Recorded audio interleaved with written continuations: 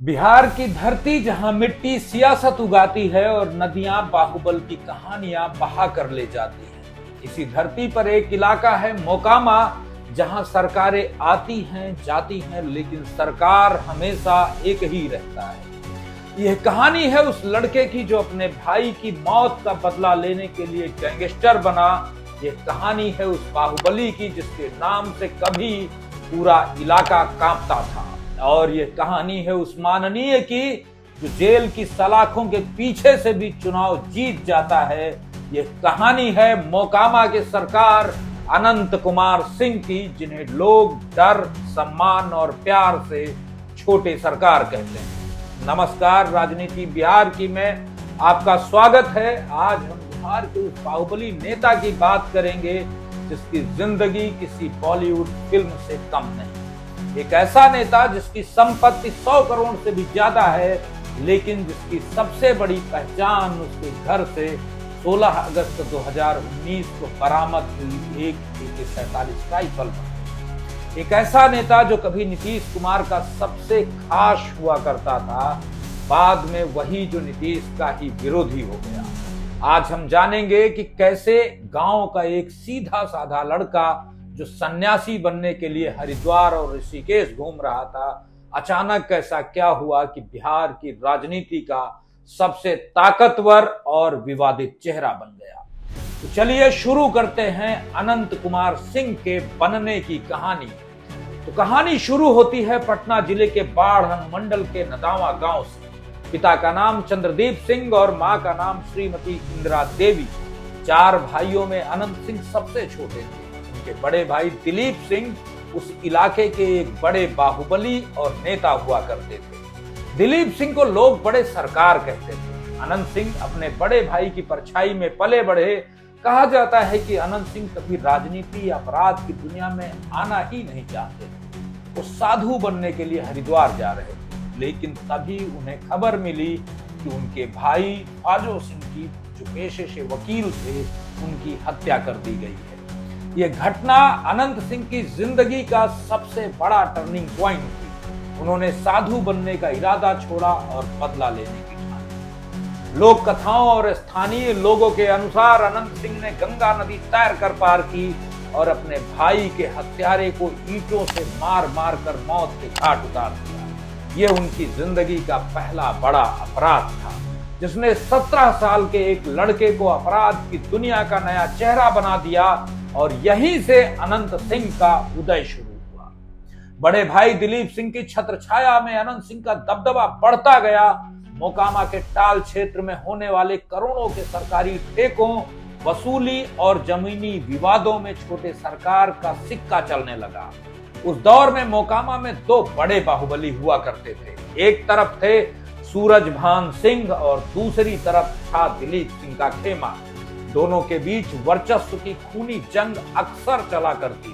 सूरजभान सिंह बलिया के पूर्व सांसद, एक ऐसा नाम जिसने कभी दिलीप सिंह के संरक्षण में ही माफियागिरी की शुरुआत की थी, लेकिन बाद में उन्हीं के विरुद्ध हो गया।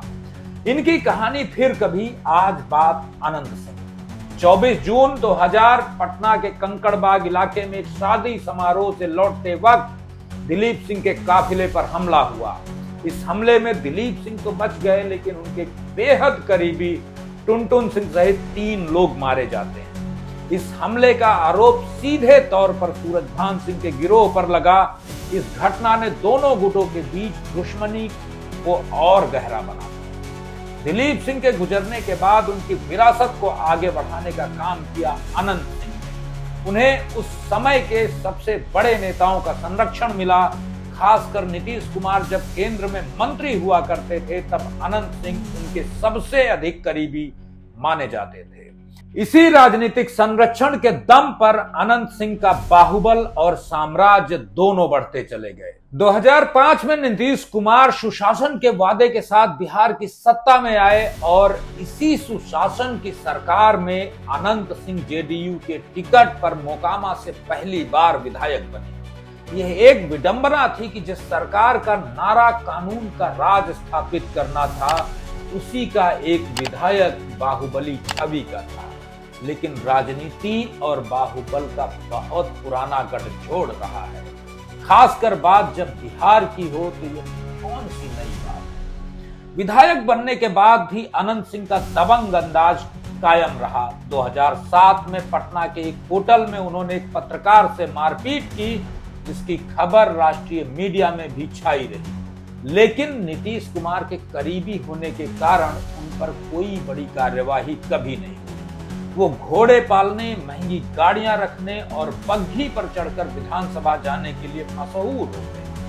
लेकिन नीतीश कुमार से उनकी दोस्ती तब दुश्मनी में बदलने लगी जब नीतीश ने एनडीए गठबंधन का साथ छोड़कर लालू से हाथ मिला लिया और महागठबंधन के साथ जुड़ गए। वक्त 2015 के विधानसभा चुनाव से पहले का है। बाढ़ में एक युवक कुट्टूस यादव की हत्या के मामले में अनंत सिंह का नाम आता है। इस बार नीतीश कुमार दबाव में थे। नतीजा, अनंत सिंह को गिरफ्तार कर लिया गया और यहीं से दोनों के रास्ते अलग हो गए। अनंत सिंह ने जेल से ही निर्दलीय चुनाव लड़ा और जीत दर्ज की। उन्होंने साबित कर दिया कि मोकामा में किसी पार्टी की नहीं बल्कि सिर्फ छोटे सरकार की चलती है। अनंत सिंह के जीवन का सबसे बड़ा भूचाल 16 अगस्त 2019 को आता है।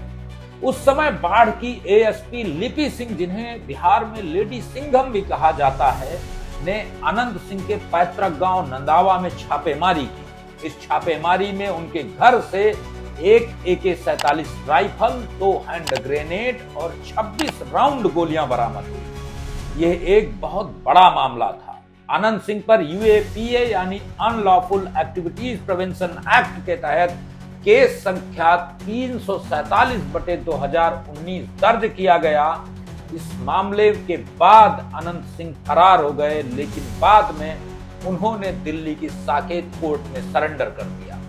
21 जून 2022 को पटना की MP MLA कोर्ट ने उन्हें इस मामले में दोषी ठहराया और 10 साल की सजा सुनाई गई, जिसके कारण उनकी विधानसभा की सदस्यता रद्द हो गई। लेकिन कहानी अभी खत्म नहीं हुई थी। 2022 के उपचुनाव में अनंत सिंह ने जेल में रहते हुए अपनी पत्नी नीलम देवी को RJD के टिकट पर चुनाव लड़वाया और एक बार फिर मोकामा ने साबित कर दिया कि वो किसके साथ है। नीलम देवी ने चुनाव जीता और सबसे बड़ी दिलचस्प बात यह है कि इस चुनाव प्रचार में JDU के राष्ट्रीय अध्यक्ष लल्लन सिंह भी नीलम देवी के लिए वोट मांगने आए, जो कभी अनंत सिंह के सबसे कट्टर राजनीतिक विरोधी माने जाते थे। और फिर आया कहानी में सबसे बड़ा मोड़। जुलाई 2024 में पटना हाई कोर्ट ने सबूतों के अभाव में अनंत सिंह को AK-47 मामले में बरी कर दिया। 10 साल की सजा पाने वाला और अपनी विधायकी खोने वाला नेता अब आजाद था।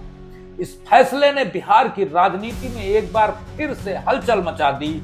तो यह है अनंत सिंह की कहानी, एक ऐसा किरदार जिसे आप चाहकर भी कभी नजरअंदाज नहीं कर सकते। उनके समर्थक उन्हें रॉबिन हुड मानते हैं, एक ऐसा नेता जो गरीबों की मदद करता है और किसी को दबने नहीं देता।